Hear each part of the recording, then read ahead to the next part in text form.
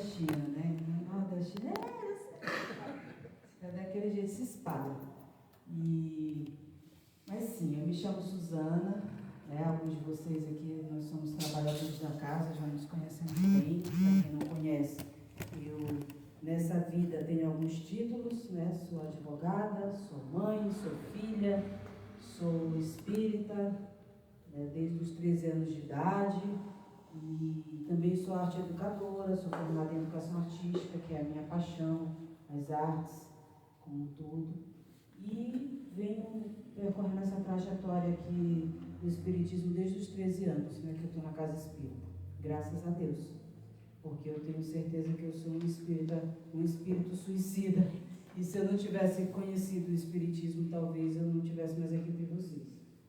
Mas, será que eu apertei aqui? Foi isso? Deixa eu ver se Bota uma para trás aí. tá aqui. Então, hoje nós vamos conversar um pouquinho sobre reencarnação e justiça. Foi um trecho do Livro dos Espíritos, que nós separamos para poder conversar com vocês. E eu inicio explicando primeiro para quem de repente está aqui, caiu de paraquedas no centro espírita e não sabe absolutamente do que se trata, e a gente costuma sempre, né, procurar ambientar as pessoas, fazer com que elas compreendam. Então, o que é a reencarnação? Que é o nosso tema de hoje.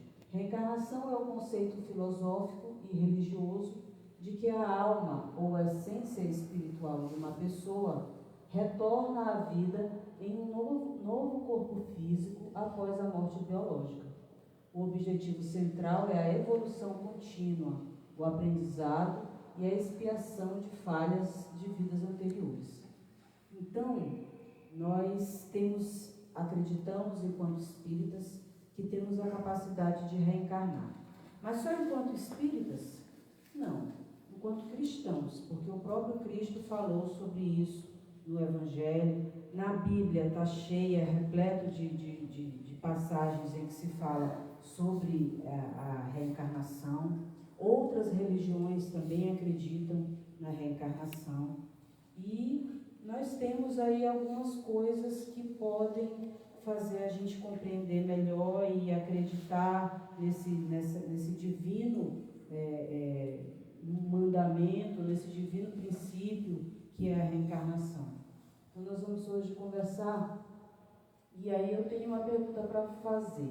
Quem aqui acredita que a reencarnação tem alguma relação com a palavra consolação? Alguém acha que sim?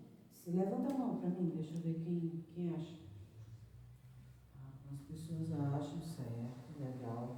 Então, a gente faz essa provocação para vocês, para a gente pensar um pouquinho na reencarnação enquanto consolação.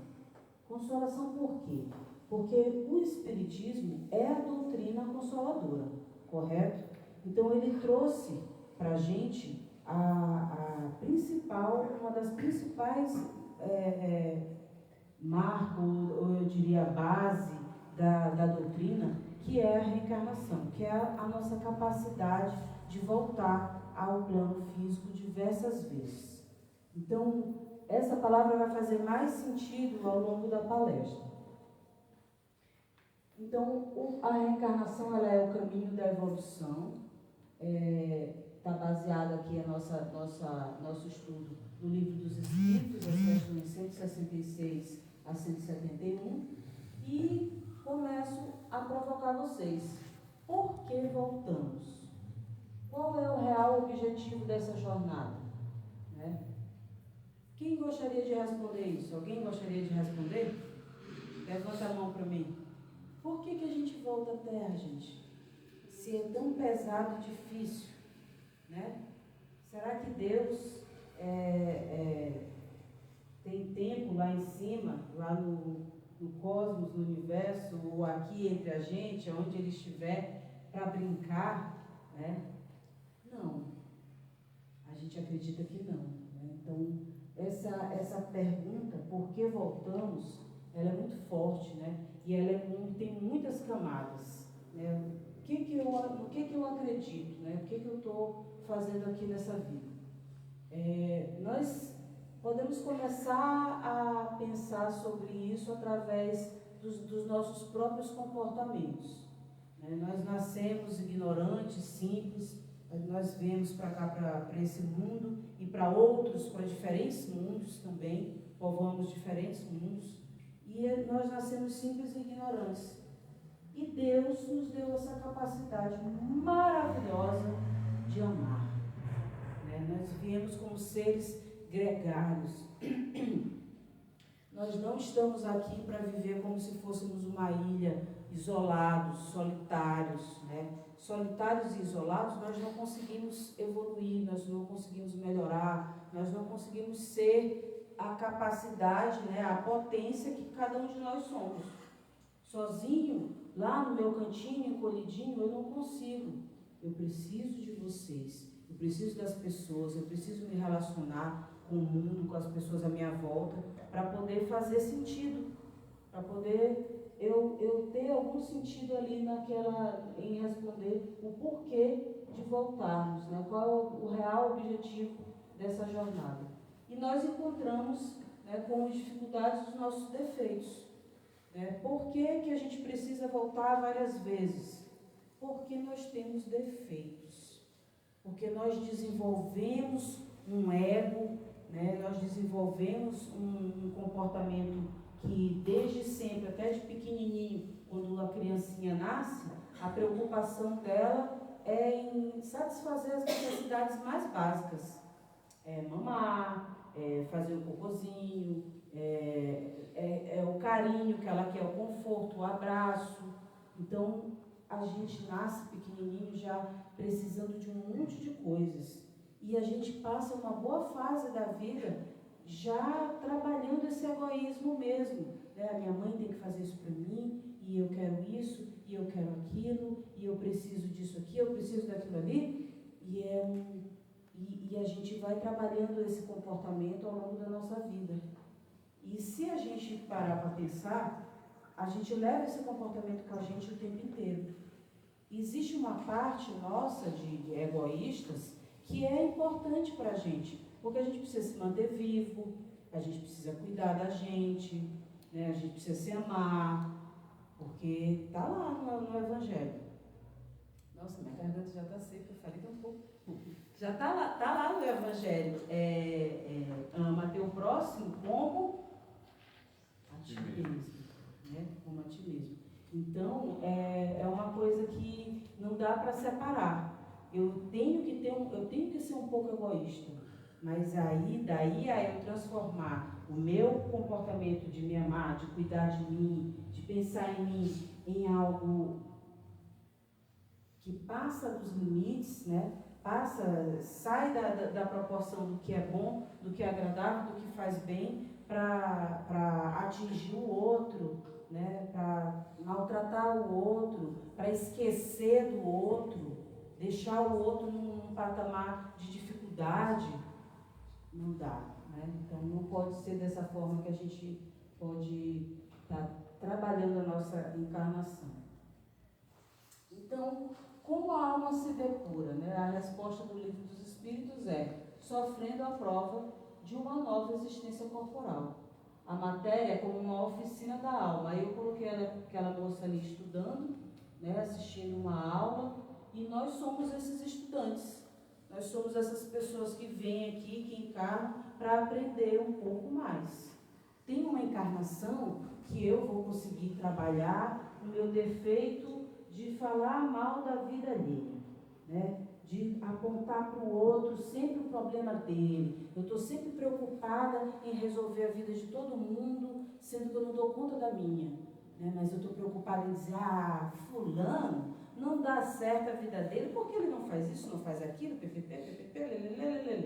Então eu estou muito focada em cuidar do outro, em cuidar do outro de uma forma bem negativa, que é pensando que eu tenho todas as chaves e as respostas para a vida dele. Mas aí pode ser que eu consiga nessa encarnação manter a minha língua dentro da boca e pensar um pouco em trabalhar as minhas questões. E aí, numa outra encarnação, eu vou ter a capacidade de trabalhar um outro defeito. né? Um vício, por exemplo. Nossa, eu sou viciada em sensações, né? Todos nós temos nossos vícios. Todos nós temos algum tipo de vício. Tem aquele que gosta da bebida, tem o que fuma, tem aquele que adora comprar, nossa, tem aquele que adora falar mal da vida alheia, tem aquele que gosta demais de, sei lá, dá um exemplo aí, alguém me ajuda? Um vício, comer, isso, comida. Tem gente que adora comer, né, e come de uma forma desenfreada. E então, todos nós temos alguma sensaçãozinha que nos agrada, né? Que nos apetece, que a gente quer estar ali. De vez em quando a gente vai e aperta o botão como se fosse um ratinho na experiência científica, né? Vai lá e aperta o botão e ganha a recompensa. Então, nós precisamos olhar para esses defeitos, né? Nós viemos para cá, para esse planeta, para olhar qual é a nossa dificuldade. Qual é a nossa dificuldade? O que está acontecendo comigo hoje que me indica que seja esse, talvez, o principal, a chavezinha que eu tenho que virar nessa encarnação? E isso não é fácil de detectar. Isso precisa de um olhar, um olhar minucioso, um olhar cuidadoso. E como que a gente tem esse olhar, meu Deus do céu? Como que a gente consegue olhar para esse defeito? Como que a gente consegue examinar esses defeitos e perceber o que é que a gente tem que precisa ser transformado? A gente precisa parar com o comportamento automático. Porque o nosso comportamento automático é aquele: levanto, escovo os dentes, vou para o trabalho. Volto do trabalho, falo um pouquinho aqui com meu filho, assisto um pouco de TV, tomo um banho e vou dormir. Me alimento, e aquele o processo automático de viver. E você não se dá conta das experiências que você está vivendo. Aí você só diz, só tem BO, é tanto da dificuldade, é tanto, eu não aguento mais. Não, peraí, eu só vou sentar aqui e assistir a minha série. Outro viciozinho, né? Olha, mais uma sensaçãozinha aqui. Vou sentar para assistir a minha série.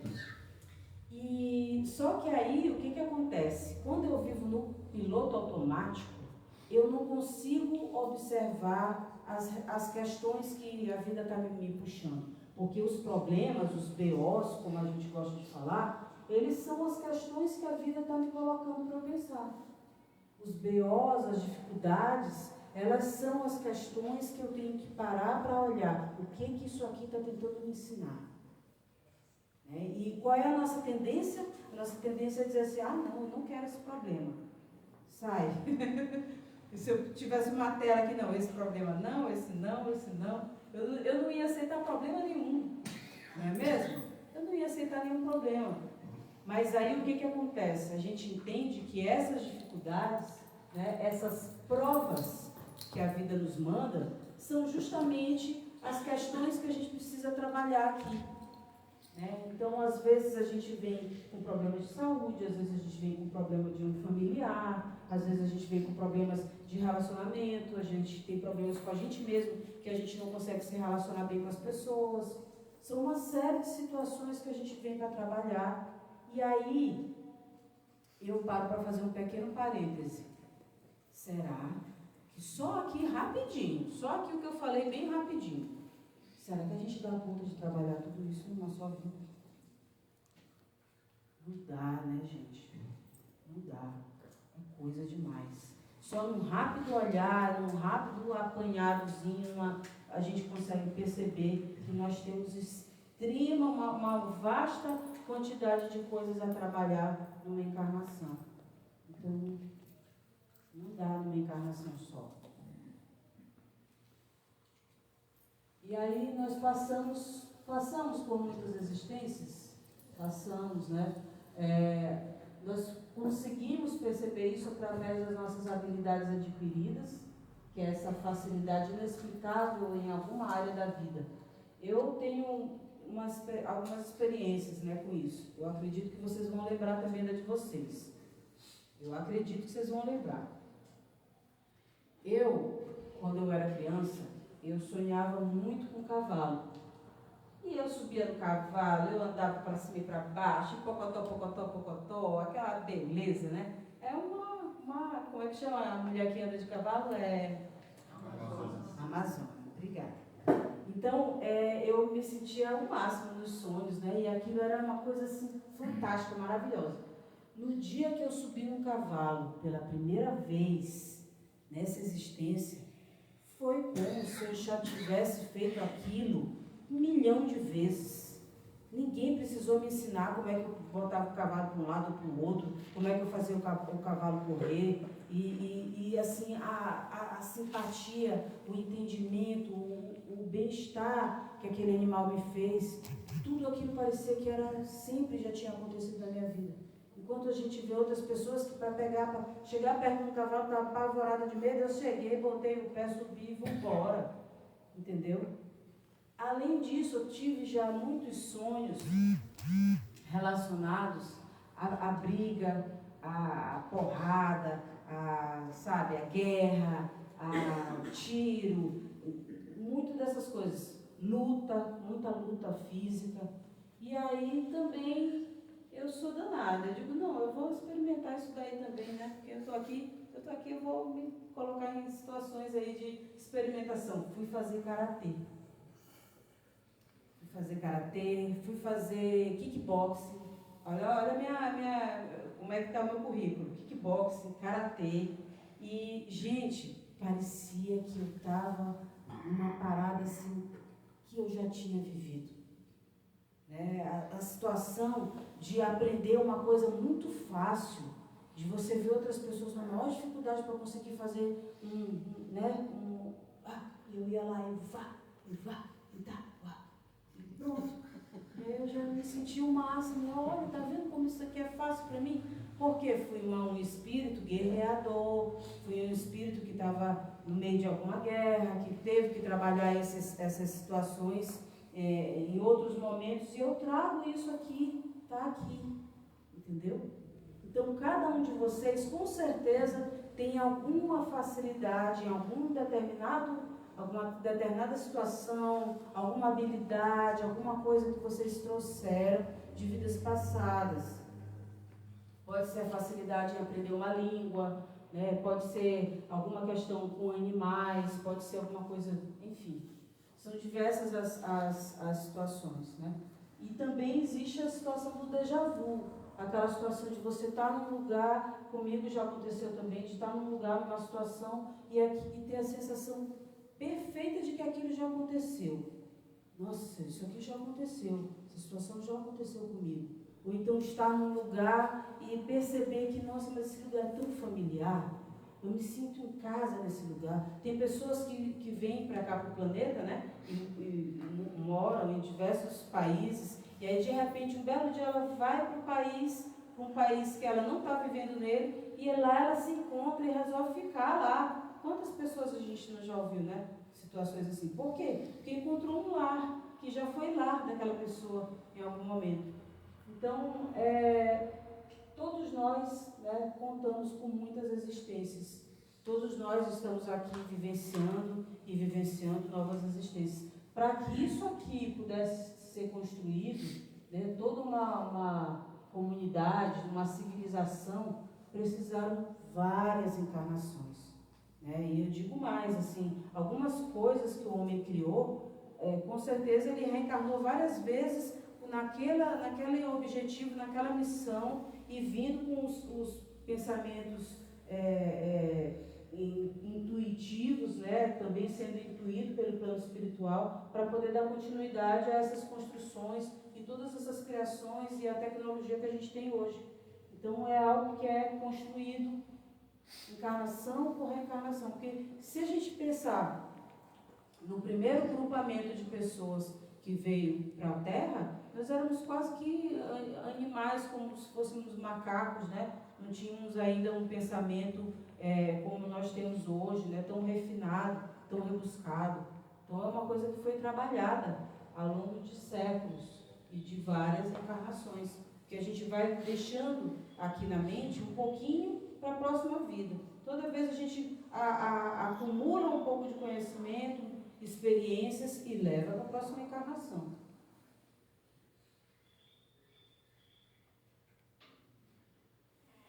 Ops.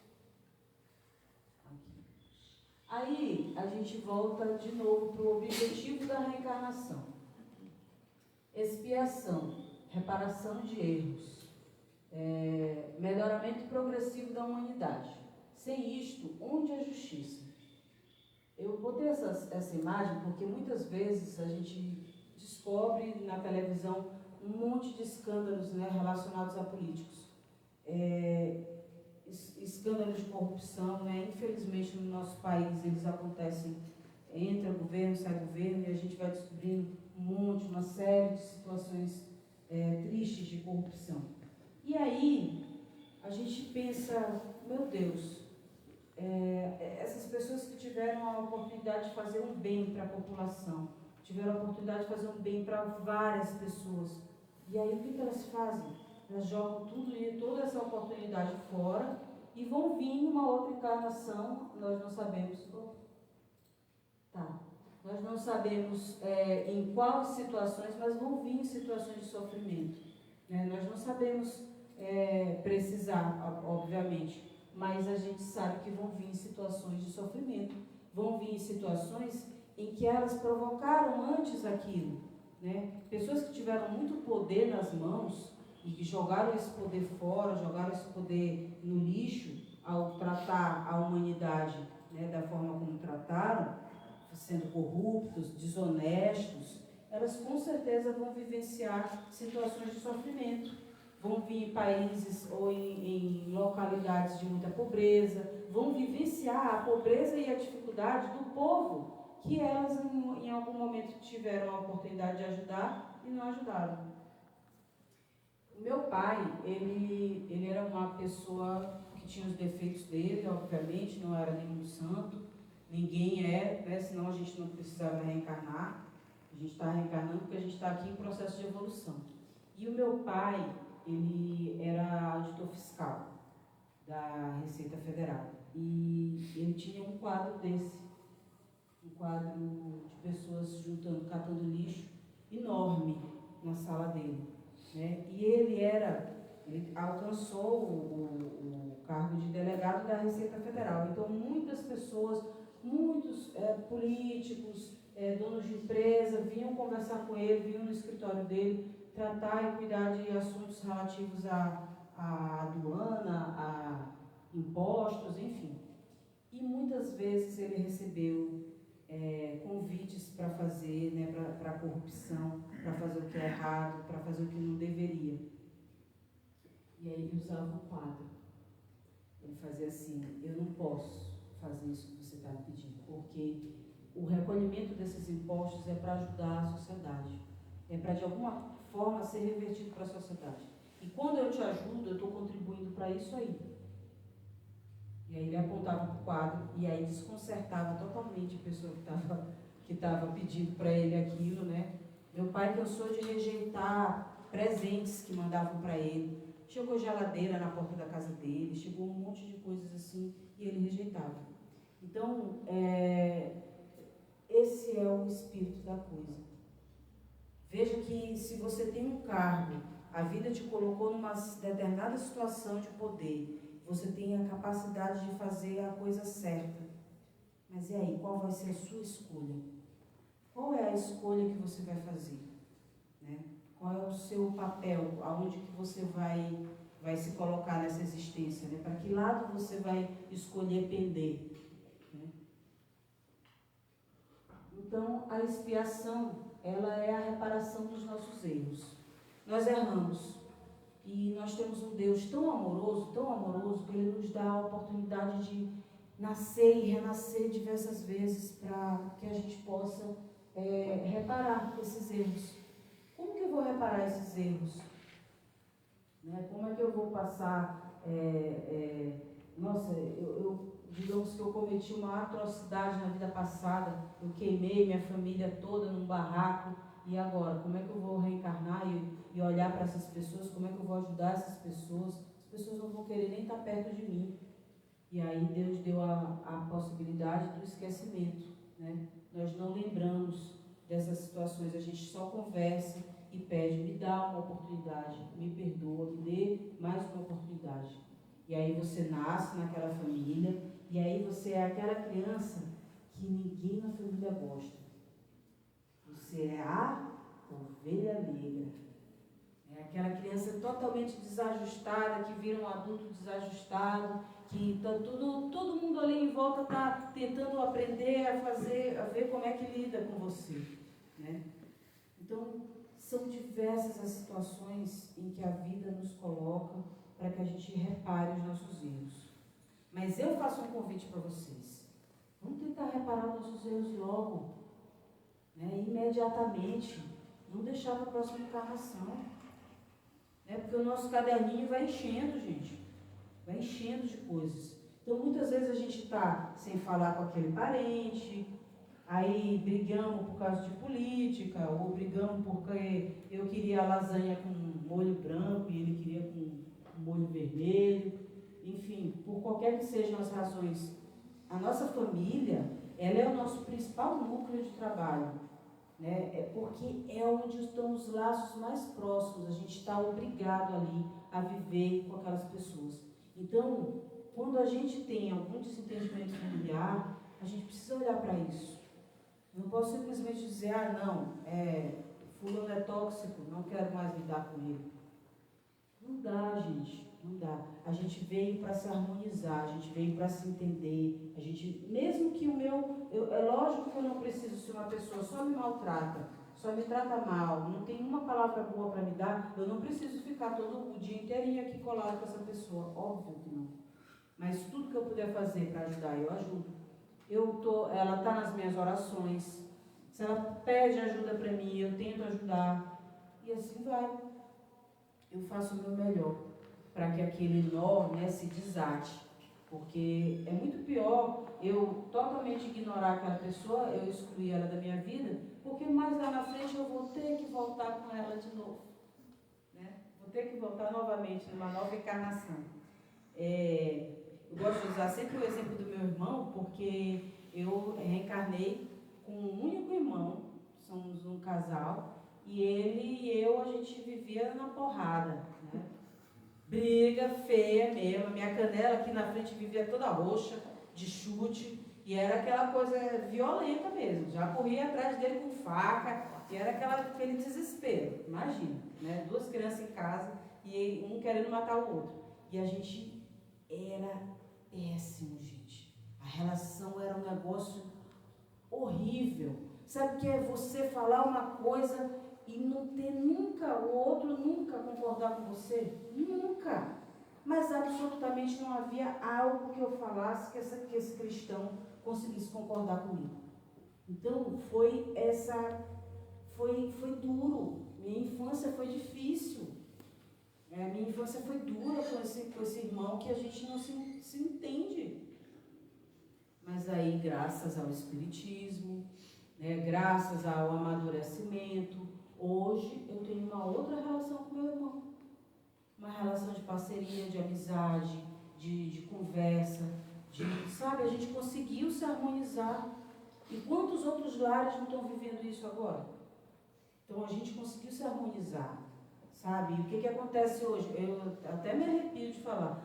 No próximo final de semana eu vou passar o final de semana com ele, porque ele me convidou. Olha que legal. Vou para São Paulo, para a freguesia do Ó, passar o final de semana com meu irmão. Então, são situações que a gente pode se dar a oportunidade, né?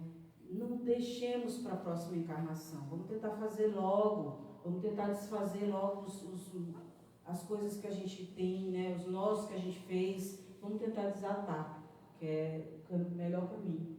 Vixe, Maria, o tempo passou rápido. O ritmo da evolução, o número de encarnações é fixo? Não, depende do esforço individual. Aquele que caminha depressa, a muitas provas se forra. Então, o que aqui está dizendo? Que a quantidade de reencarnações não é fixa, nós vamos reencarnar diversas vezes e vai depender da gente, vai depender de cada um de nós. Quando que esse processo vai acabar, quando que eu não vou mais precisar reencarnar, não aguento mais vir para esse mundo sofrer, oh meu Deus do céu, que vida difícil. Faça o melhor que você puder com a sua encarnação. Caminha depressa, como aqui está dizendo. Ó. Aquele que caminha depressa, há muitas provas, se esquiva, se forra, se livra. né? Então, para caminhar depressa, gente, alguém sabe aí quais são, o que a gente pode fazer para caminhar depressa?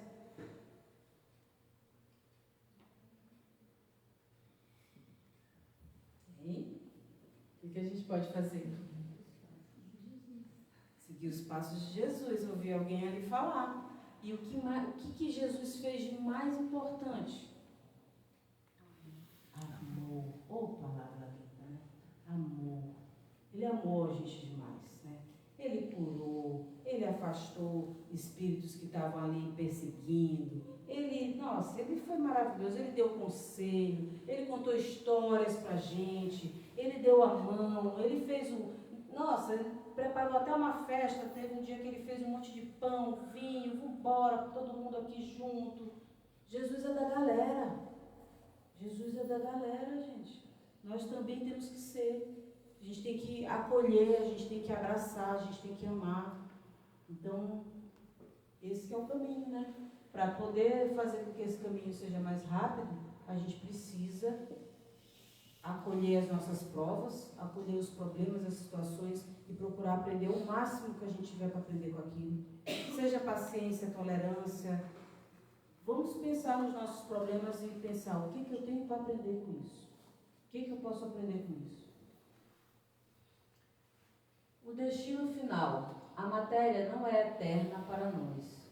Quando o espírito se limpa de todas as impurezas e aprende tudo o que a terra tem a ensinar, ele não precisa mais reencarnar. Ele se torna um espírito puro, vivendo na plena felicidade do dever cumprido. Mas a gente sabe que também lá em cima a gente não vai virar aqueles anjinhos que ficam na nuvem comendo uva, né? Aqueles desenhinhos do anjinho todo bonitinho lá comendo uma uvinha. Não, né, gente? Nós vamos trabalhar pela humanidade, nós vamos ajudar os outros, nós vamos conviver, né, sempre em comunidade, né? A gente entende que a comunidade, a irmandade, a união é o pilar, né, da evolução do nosso caminhar. Então, com certeza, nós vamos evoluir a chegar a um ponto de sermos espíritos superiores, puros, né? E vamos ajudar outros a crescer também, a evoluir também. Vamos estar destinados a trabalhos que nós não temos ainda a capacidade de conhecer, de entender nessa encarnação, nessa vida, mas que vão ser dados a nós, com certeza, atividades para serem feitas, para serem trabalhadas. O amor divino. Agora que nós entendemos como a reencarnação funciona, precisamos nos perguntar por que ela existe. Os espíritos nos respondem de forma linda.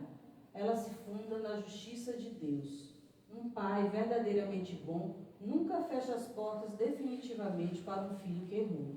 Ele sempre dá uma nova chance. Então veja bem, eu estou aqui com as minhas, eu sou mãe de 2 filhas.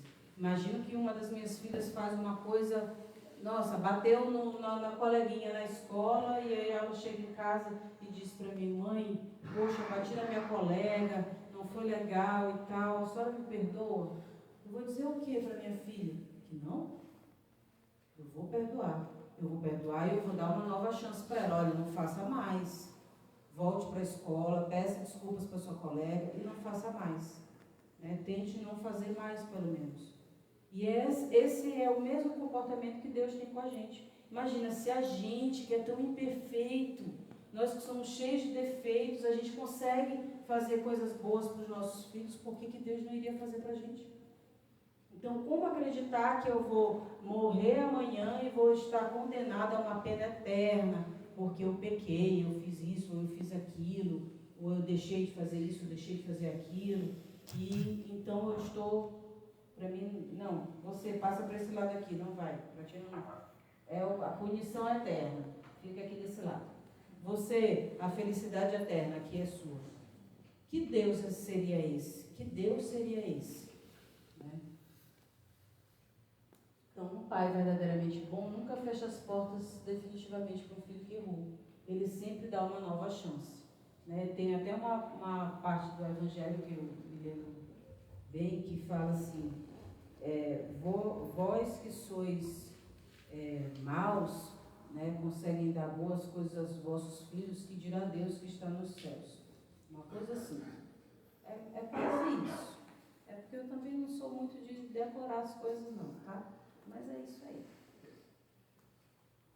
A balança da equidade. Se a nossa eternidade dependesse de uma única vida, a balança de Deus seria injusta. Então imagina só, nasceu aquele bebezinho na UTI, com um problema no coração, com o cérebro, com líquido no cérebro, com dificuldade de respirar, está com aparelho, e aquele bebezinho que nasceu passa o quê? Uns 10 dias ali numa UTI e morre. O que este cristãozinho viveu aqui na Terra? Que vida é essa? O que ele pode fazer? Se não houver a reencarnação para explicar isso, fica estranho pensar num Deus que permite algo dessa natureza de acontecer, que algo dessa natureza aconteça. Então, se eu penso numa outra situação, vamos lá, 2 jovens, um jovem nasce numa casa boa, classe média, tem a oportunidade de estudar, tem a oportunidade de crescer, tem um pai, uma mãe, ou pelo menos um dos dois, uma avó, alguém que cuide. Tem alguém que cuide, está lá vivendo a vida e com muitas possibilidades de crescimento, de uma boa carreira, de formar uma família, de ter uma vida digna, Aí nasce aquela outra criança numa situação de muita pobreza, num lar que é totalmente desequilibrado, uma mãe alcoólatra, um pai usuário de drogas, e aí ele se vê numa situação desde muito cedo precária, sem conhecimento das coisas e achando que a vida é aquilo ali, porque ele tem aquele exemplo dos pais dele, então os pais dele, para ele com certeza é aquilo ali que é a vida. Ele entende que aquilo ali é a vida. E aí ele sai para viver a vida dele e ele vai também ser um usuário de drogas. Muitos casos muito raros, uma pessoa que vive e que vivencia. Pais nessa situação não vão vivenciar ou não vão querer fazer exatamente igual aos pais. A gente vê os filhos da gente, quando a gente faz algo de bom, eles querem fazer também, eles são, a gente é espelho para eles. Então, qual é a grande situação que se coloca aqui na nossa frente? Como é que pode um Deus que a gente considera ser um Deus bom, amoroso, verdadeiro, super perfeito, como que a gente pode acreditar que ele vai aceitar uma situação dessa? A balança ia estar totalmente desequilibrada, Então, como julgar da mesma forma alguém que nasceu em um lar estruturado, cheio de oportunidades, e alguém que nasceu na mais profunda miséria material e moral? Deus leva em conta o meio em que vivemos e os obstáculos que enfrentamos. Então, é claro que aquele meio em que ele viveu, aqueles obstáculos que ele teve, vão fazer com que a caminhada dele seja mais lenta. E Deus sabe. E Deus sabe disso. E isso é computado no caderninho de Deus. Deus tem o caderninho, Deus tem o caderninho. Mas isso é computado, e é pensado por Deus. Esse daqui, ele teve provações difíceis, ele foi colocado numa situação assim, esse aqui já não teve isso, esse aqui teve todas as oportunidades, esse aqui só teve uma ou duas. Então, tudo isso é analisado, é levado em conta. Então, à luz da razão, a reencarnação, ela é a única doutrina que respeita a ideia que temos de um Deus justo. Ela explica o porquê de tanta desigualdade moral no mundo hoje e, mais importante, nos dá esperança. O futuro não é uma condenação eterna, o futuro é a oportunidade de consertar o que nós erramos. Então, se a gente quer considerar Deus como um ser justo, bom, perfeito, amoroso, a gente pode acreditar isso a Ele, porque nós temos a reencarnação. E a reencarnação é a forma que melhor explica todas essas condições, todas essas situações que eu acabei de colocar aqui para vocês. E o futuro não é uma condenação eterna. O que é isso? O futuro não é uma condenação eterna. Ou seja, eu vou ter a oportunidade de evoluir, eu vou ter a oportunidade de me melhorar enquanto ser infinito que sou, espírito, né? E vai depender de quê? Da minha caminhada, porque a oportunidade Deus vai me dar. Então, o consolo, né? Vamos lá para o consolo que a gente falou lá no comecinho, né? Da consolação. O homem consciente de suas falhas. Então, aí é um processo de conscientização, né? Que a gente tem que passar. De saber quem eu sou, não viver no piloto automático. Lembra que eu falei lá no começo? Então, a gente precisa olhar para o que está acontecendo na vida da gente. A gente precisa tirar um tempinho para pensar como que está meu relacionamento aqui com esse irmão, como é que está a minha vida aqui no trabalho, como é que está a minha vida aqui com os meus filhos, o que eu estou fazendo aqui, como que está sendo o meu papel. Eu tenho que analisar o que está acontecendo na minha vida e não viver só no piloto automático, né? Então, o homem consciente de suas falhas, ele ganha coragem. Ninguém é deserdado eternamente, ninguém é colocado eternamente de escanteio. Ah, não, mas eu errei, eu pequei, não tem mais jeito para mim. Não existe isso. Deus é amor, Deus é puro amor. Então, novos esforços, novas conquistas. Da hora que eu parei aqui, putz, percebi que eu fiz uma coisa muito errada. Qual é o meu comportamento daqui em diante? Eu já fiz a coisa errada. Não tenho o que fazer com relação ao meu erro, já está feito, já ficou no passado. É o agora. O que eu posso fazer agora? Ah, tá bom, Alex, eu falei mal de ti mesmo, me perdoa, cara. Sou um cara legal, não deveria ter falado aquilo não. Saiu porque eu, sei lá, eu não estava num dia bom e terminei achando que tudo estava muito ruim, então eu fui e falei mal de ti. Me desculpa, Alex. Então, esse é o procedimento, né? É eu tomar consciência do que eu fiz e é eu buscar uma ação, né? É uma ação. Todos nós temos ações para realizar. Que ações que eu estou deixando de lado? Que ações que eu estou tentando não realizar? Que eu estou, né, colocando ali debaixo do tapete para não olhar, né? Sempre tem alguma coisinha. Então, a nossa inferioridade atual não nos afasta de Deus para sempre. Ela é, como nós já falamos, um processo, né? Nós estamos aqui em processo de melhora. Nada se perde. Então, quem não deplora haver tão tarde ganha uma experiência de que já não pode tirar proveito. Aí a gente fica naquela coisa, eu já estou ficando desse jeito, eu sei vocês, mas eu já estou ficando assim, poxa, se eu soubesse o que eu sei hoje, quando eu tinha 25 anos, nossa, hein? Como eu ia arrebentar a boca do balão, essa encarnação ia ser top. Mas só, gente, que esse conhecimento ele não se perdeu, né? Essa melhora, essa evolução que eu tive até aqui, que eu cheguei aqui agora já pensando, nossa, hoje o que eu já sei, o que eu já vivi, as minhas experiências, né, me tornaram uma Suzana melhor, eu poderia ter feito melhor lá atrás. Não, vai servir porque a gente é eterno, porque a gente vai voltar e vai voltar e vai voltar, e a gente continua do ponto onde a gente parou. A sabedoria adquirida nunca fica perdida, o ponto de partida da próxima jornada. Então, isso que eu hoje considero, poxa, consegui, né, hoje me tornar uma pessoa melhor, consegui melhorar aqui nesse defeito, diminuir isso, diminuir aquilo, consegui me tornar uma pessoa mais bondosa, mais caridosa, enfim, seja lá o que for.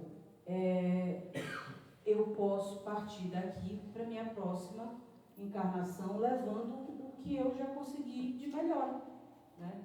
A gente vai aproveitar. E a nossa conclusão. Concluímos assim essa reflexão compreendendo que a reencarnação ela não é um castigo, mas sim o maior ato de misericórdia divina. Caramba, gente. Vamos parar para pensar só um pouquinho. Se fosse só uma vida, quem ia dar conta, cara? Quem ia dar conta? Pensando aqui bem